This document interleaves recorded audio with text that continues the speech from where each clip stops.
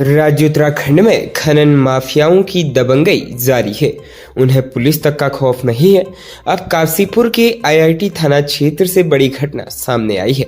यहां खनन माफिया ने अवैध खनन से भरे वाहनों को निकालने का विरोध कर रहे ग्रामीणों पर अंधाधुंध फायरिंग कर दी। इस घटना में कई ग्रामीण घायल हुए हैं। घटना की सूचना मिलते ही पुलिस विभाग में हड़कंप मच गया। सभी घायलों को काशीपुर के राजकीय चिकित्सालय लाया गया, जहां उनका इलाज चल रहा है। बताया जा रहा है कि यूपी के खनन माफिया कोसी नदी में अवैध खनन कर उत्तराखंड के अजीतपुर क्षेत्र से ओवरलोड ट्रक ले जाते हैं। स्थानीय ग्रामीण दुर्घटना की आशंका से उनका विरोध कर रहे थे। आरोप है कि खनन माफिया ने विरोध के लिए धरने पर बैठे ग्रामीणों पर ताबड़तोड़ फायरिंग कर दी। घायल ग्रामीणों के अनुसार रविवार देर शाम बड़ी संख्या में खनन माफिया अवैध असलाहों के साथ आए और अंधाधुंध फायरिंग की। मौके पर भारी पुलिस बल तैनात किया गया है। एसपी अभय सिंह ने बताया कि आवश्यक कार्रवाई की जा रही है। फायरिंग में 4 से 5 ग्रामीण घायल हुए हैं। 4 दिन पूर्व ड्यूटी के दौरान जान गंवाने वाले सैनिक पंकज सिंह कन्याल का सैन्य सम्मान के साथ अंतिम संस्कार किया गया। पूर्व सैनिक संगठन सेना के अधिकारियों सहित क्षेत्रीय सांसद अजय टमटा ने जवान के पार्थिव शरीर पर पुष्प चक्र अर्पित कर श्रद्धांजलि दी। बता दें कि पंकज सिंह कन्याल जम्मू कश्मीर में तैनात थे। 4 दिन पूर्व ड्यूटी के दौरान टावर से गिरकर उनकी मृत्यु हो गई थी। उनके पार्थिव शरीर को सोमवार की देर शाम उनके विण पवन विहार कॉलोनी स्थित आवास में लाया गया। पार्थिव शरीर के यहां पहुंचते ही परिजन बिलख पड़े। मृतक जवान की मां और पत्नी का रो रो कर बुरा हाल हो गया। उन्हें बिलखते देख अन्य लोगों की भी आंखें नम हो गई। इस दौरान पूरा वातावरण गमगीन हो गया। मंगलवार की सुबह पूर्व सैनिक संगठन के अध्यक्ष मेजर ललित सिंह ने जवान के पार्थिव शरीर पर पुष्पचक्र अर्पित किया। इसके जवान अंतिम यात्रा निकाली गई।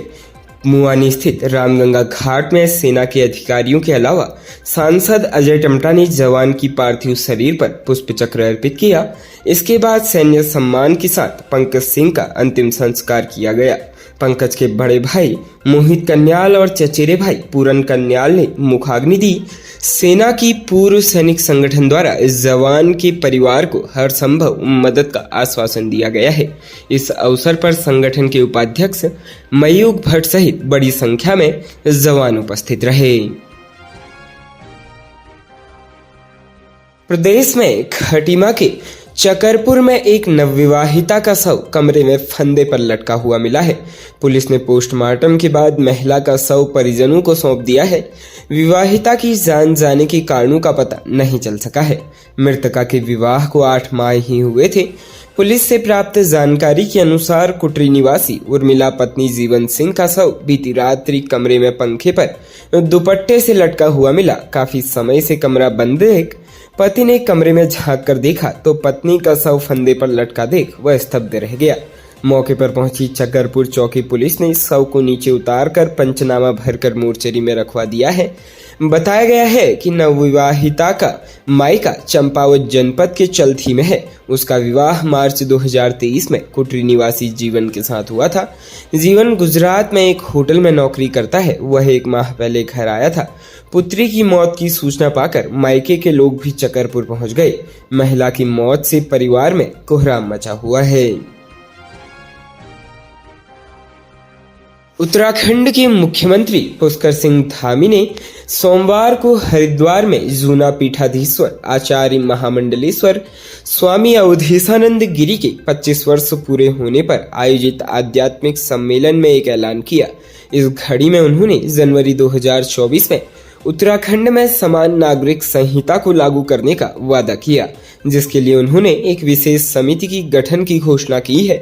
आचार्य पद पर 25 वर्ष के समर्पण के बाद आयोजित सम्मेलन में मुख्यमंत्री ने साधु संतों के साथ सांविधानिक और धार्मिक मुद्दों पर विचार व्यक्त किए। उन्होंने राम जन्मभूमि मंदिर के निर्माण में साधु संतों का समर्थन किया और इसे पूरा होने का समय माना। मुख्यमंत्री ने धारा 370 के हटाए जाने को भी सुरक्षित माना और इसके पीछे प्रधानमंत्री नरेंद्र मोदी और गृह मंत्री अमित शाह की कुशल नेतृत्व की सराहना की। उन्होंने यह भी बताया कि उत्तराखंड में हुए विधानसभा चुनाव से पहले दिया गया वादा पूरा करते हुए समान नागरिक संहिता को लागू करने का वादा किया गया था और इसे अब जनवरी में पूर्ण किया जाएगा। जनपद नैनीताल के भीमताल क्षेत्र में 10 दिनों के भीतर एक किशोरी सहित 3 महिलाओं को मार डालने वाले नरभक्षी हिंसक वन्यजीव को पकड़े जाने के कार्य में वन विभाग को एक बड़ी सफलता हाथ लगी है। सोमवार मध्य रात्रि के बाद करीब 1 बजे विभाग के विशेषज्ञों और कर्मचारियों की टीम ने एक बाघिन को नौकुचिया ताल के जंगलिया गांव के पास के जंगल से ट्रैंकुलाइज यानी बेहोश कर कब्जे में कर लिया है। बाघिन की उम्र करीब 1.5 वर्ष बताई जा रही है। इस बाघ को लेडी किलर भी कहा जा रहा है। हालांकि पकड़ी गई बाघिन नरभक्षी है या नहीं इसकी पुष्टि नहीं हुई है। इसके लिए उसकी और मृतकाओं के नमूनों के डीएनए की जांच कराई जाएगी। इसके लिए विभाग के विशेषज्ञों ने बाघिन के नमूने ले लिए हैं, जिनको जांच के लिए भारतीय वन्यजीव संस्थान देहरादून भेजा जाएगा। पकड़ी गई बाघिन को रेस्क्यू हेतु रानीबाग रेस्क्यू सेंटर ले जाया गया है। हालांकि ऐसी भी चर्चा है कि बाघ क्षेत्र में इस बाघिन के साथ एक बाघ और उसके बच्चे भी मौजूद है। इनमें से कुछ वन विभाग के कैमरों में भी आए हैं। वन विभाग उन्हें भी पकड़ने का प्रयास करेगा। बताया गया है कि बाघिन को एक दिन पूर्व मारे गए बैल के जरिए पकड़ा गया।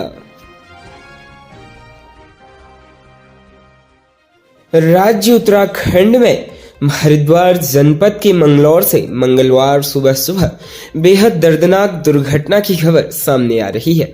यहां मंगलौर कोतवाली के लहबोली गांव में ईंट भरे की दीवार अचानक गिरने से आधा दर्जन से अधिक मजदूर मलबे के नीचे दब गए।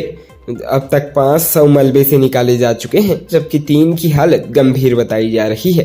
प्राप्त जानकारी के अनुसार मंगलवार सुबह ईंटा पकाने के लिए चिमनी में ईंट भरते समय यह हादसा हुआ।